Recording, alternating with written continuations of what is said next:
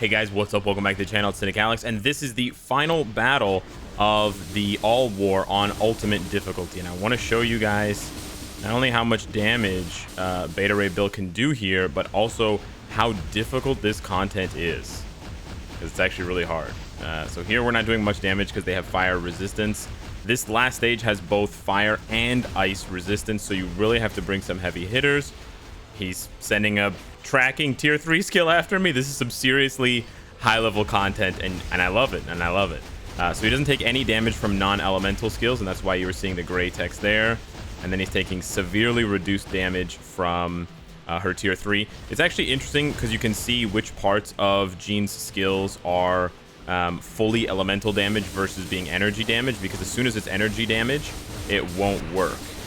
And we're actually switching quite aggressively here just because anytime you get hit, it can remove your active buff, because that's one of the rules of this stage.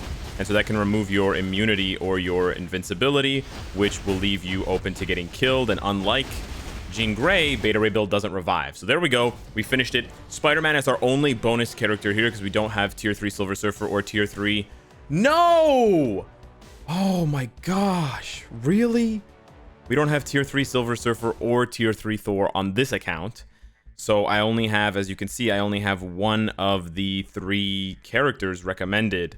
And so I only have a 50% chance to get a fragment. And I'm still one fragment short of being able to open this box and see what we get. Could be an Odin's Blessing, could be an Obelisk, or could be an Uru. But anywho, really challenging content, but very, very fun content. Now, here's the rest of the things that I wasn't able to tell you in the first video that I now want to tell you in this new video. So first things first, I kind of clickbaited you a little bit with the title about Storm tier 3, but it's actually not clickbait because of the following piece of information that's in the game that we realized, the Star Agents realized that maybe Netmarble doesn't realize quite yet. So as you can see down there, we've got Namor, Sunbird, and Dr. Octopus. Those are all tier 3 characters or awakened characters. And then of course here you've got Medusa, Quicksilver, and Amadeus Cho, awakened, tier 3, awakened. And then you've got, you know, awakened tier 3, tier 3. And then you've got Storm, Magneto, Silver Surfer. Well, that's weird. Why is Storm there? Storm can't get her tier 3. Storm can't get awakened. Huh. Let's keep going. Okay, awakened tier 3, tier 3. Oh, Storm, you're there again. That's so weird. Let's keep. Oh, hey, Storm, you're there again. That's so weird. 3 times in a row, they've made the mistake of putting in Storm. Now, originally, I thought it was because they didn't have Scarlet Witch, and so maybe they just confused one Blast character with another, but Scarlet Witch is right there. So, and Jean Grey is there, and all the other characters are there. So it's very strange that Storm is there, even though she doesn't have an awakening or a tier 3. So that has led a lot of other YouTube channels, a lot of the Star Agent channels to speculate that Storm could be getting a tier 3 or an awakening skill. And that would kind of make sense if they wanted to give us tier 3 Dormammu for the mid-month update, and they wanted to give us Storm awakening to sort of mix and match with the fact that we got a tier 3. Well, we got a tier 3 for Black Bolt, and we got an awakening for Medusa. So that was all Inhumans. So maybe it's going to be all X-Men for the second half, because we know there's a uniform coming for Kamala Khan. We know there's a uniform coming for Iceman. Maybe Iceman's going to get a tier 3 and Storm is going to get an awakening, or another character altogether is going to get a tier 3 and Storm is going to get an awakening. I really don't think Storm is going to get a tier 3, but she could get a tier 3. She could get nothing. This could be a bug. I do want to say that. This definitely could be a bug, but it's a strange bug to happen so many times, right? It's there 3 different times with 3 different teams. So, yeah. You know what? I think the only character, they may have made a mistake. You know what? Now that I'm thinking about it, the one character that isn't here is Shadow Shell. And Shadow Shell is pretty close alphabetically to Storm. It's SH and ST. There's not many letters between SH and ST. So maybe they just made a mistake and it was like clicking, you know, one below where you were supposed to click. So now that I think about it a little bit more, that's the only character I believe that's not listed. No, actually Hulk isn't listed either.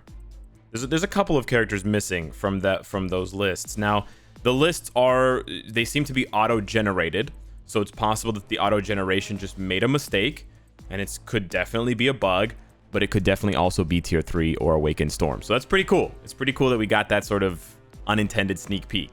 So yeah, if you hear people talking about Storm Tier 3 or Storm Awakening, that is where it's from. Is it 100% confirmed? Absolutely not. It's a 50-50 chance at this point that it's either a leaked clue because Netmarble is not the best at handling secrets, or it's just a bug. And we also know Netmarble is not very good at patching out bugs. So yeah, we're gonna have to wait for the patch notes to see if they address this and say that, you know what, guys, we made a mistake. It's not really a tier 3, but we'll have to wait and see. So there's that, and that is the fragment as well. I got unlucky with my chances there, my 50% chance. You know what? Is Crescent listed? I think Crescent might also be missing, although Crescent is very far away from Storm as far as being in the alphabet. You know what? I think Crescent is also not here. So, oh, Hulk is there. So just Crescent and Shadow Shell. Yep. Okay, so Crescent and Shadow Shell are missing for some reason, and Storm is there for some reason. Okay, cool. The next thing I want to tell you guys about is awakened characters in Danger Room. This is really cool. Now, Danger Room hasn't changed. We have the Abomination Special Training that I haven't purchased on this account, and that's the thing that's right here, in case you're wondering. It's not some secret, it's just the Abomination Special Training. But we do have now, you can see Red Guardian is right there, so it seems like they're going to be rotating in awakened characters. How many awakened characters we're going to see, I don't know. It seems, I mean, from here, you would say it's just 1 out of 6, right? So 5 of them will be tier 3 and 1 of them will be the awakened character. I really don't mind the awakening characters being included at all. I think it's really cool. I like that idea a lot. It gives you more variety. You have more fun with Danger Room. I think it's excellent.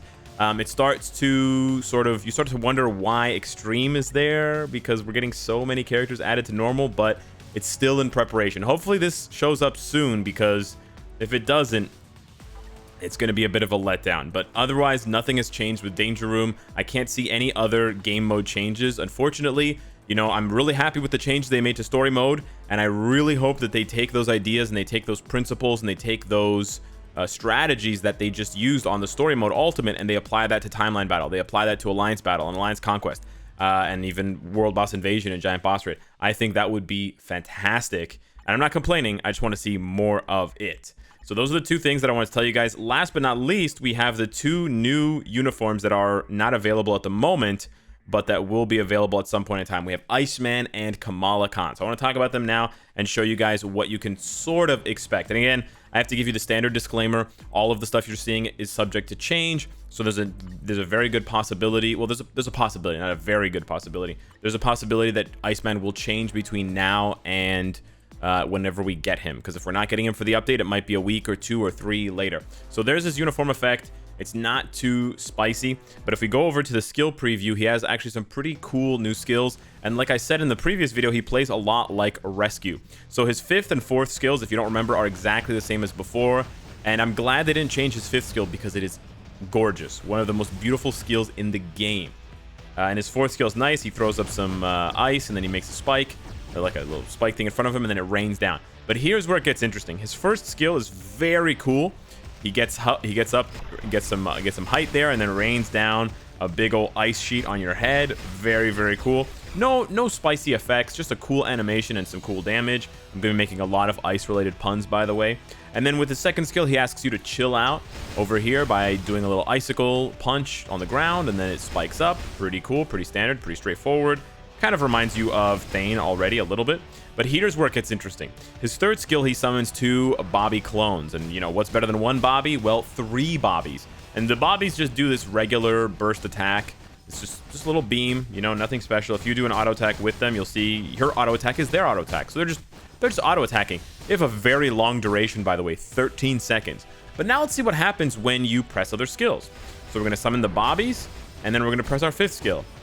Oh, the Bobbies do the gigantic sort of icicle star thing that Iceman had on his old 3rd skill. So they didn't lose the 3rd skill, they just gave it to the clones. Now what if I do my 4th skill? What are they gonna do?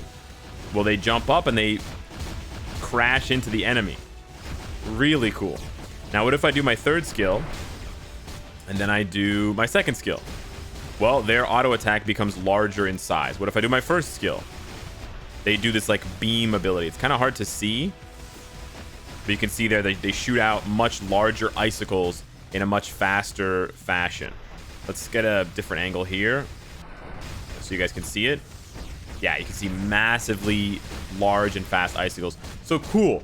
It's kind of a quirky change for Iceman. It may not be the meta-defining outfit for him that some people were hoping for, but I think it makes the character a lot more fun to play, and hopefully it addresses some of the cooldown issues he had with his skills. He's still going to have the cooldown issue on 5 and 4, but if you can spam 1, 2, and 3 more successfully and more, often, that might make him a lot more fun to play in the long run.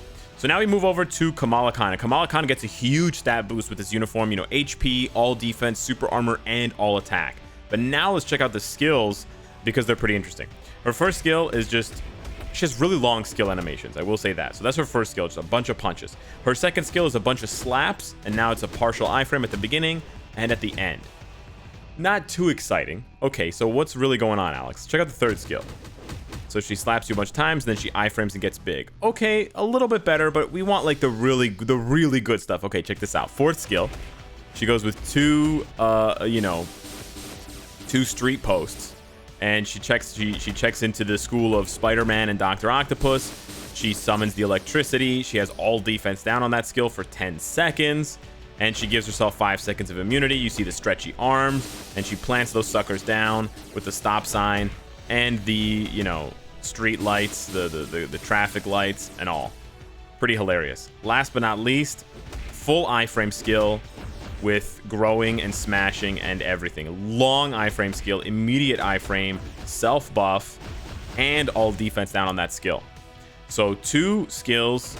You've got full iframe on one, you've got iframe plus invincibility on another, you've got partial iframes there, and you've got self buffs and all defense down, plus you've got that crazy heal. She could be a double threat. Not necessarily meta for either game mode, for either PvE or PvP game modes, but I think she'd be a solid addition to anyone's roster, on top of the fact that she's free to play, so it'll be very easy to get her to tier 2. I don't know if she is needed for Medusa's Awakening. We don't know what Medusa's Awakening is. I presume it's going to be Crystal, Kamala Khan, and then someone else for Medusa's Awakening, whether it's Black Bolt, hopefully, or in worst case scenario, Thane or Dormammu, something dumb like that. But I believe Kamala Khan's bios are here, so it'll be very easy to... Oh, you know what? They might not be here. You know what? She's not that easy to farm. Okay, so she's like the Hulk. So you're going to have to start saving up bio selectors if you want to get that Kamala Khan uniform and if you want to make the most out of her. But I do think these are fantastic reworks, especially this one, Black Bolt and Medusa. Fantastic reworks for Inhumans characters, and they definitely deserved all of this and more. And I'm excited to see what more they can do when I get a little bit further into the APK. But I wanted to share these additional details with you in order for you to have a better idea of what to expect, not only in this update, but then possibly in the weeks to come, because it does seem like Marvel Future Fight wants to stagger the quantity of the updates a little bit more, right? We got the summer uniforms in the middle between updates. We've gotten now 3 updates in a row with a mid-month tier 3, Scarlet Witch, Silver Surfer, Odin. That seems to be the trend moving forward. And to be fair, both Silver Surfer and Odin more so than Silver Surfer, but both of them got pretty substantial reworks with their uniforms, right? Silver Surfer went from a fringe top 5 PvP threat with his uniform to the #1 character in the game, basically, which is a pretty big deal. And then Odin got a complete top to bottom rework. So I welcome more of these reworks. I welcome more staggered content because it gives players something to do and something to talk about and something to consider basically all the time, rather than having a huge dump of information in one day for the update and then basically radio silence for 3 or 4 weeks at a time until the next update. Having more regular, smaller updates, every week or every other week, it makes the dev team communicate more with the players, and it gives them, I think, more time to, not more time, but just more opportunities, which ends up being more time, but more opportunities to evaluate their work, right? Rather than evaluating it on a month-to-month basis, they're able to evaluate it on a bi-weekly basis, which gives them twice as many opportunities to see what this is working. Players really respond to this. This isn't working. Players hate this. So hopefully players will respond well to the new story mode changes, especially veterans. I know I'm really happy about it. Hit me up in the comments down below. Let me know what you think of Kamala Khan and Iceman. Did they do enough for Bobby Drake, or does he need more? And what do you think of the possible Storm sneak that they added in there? And then what do you think of Awakening characters in Danger Room? When are we going to see Extreme Mode? Thank you so much for watching, and I'll see you in the next one. Take care.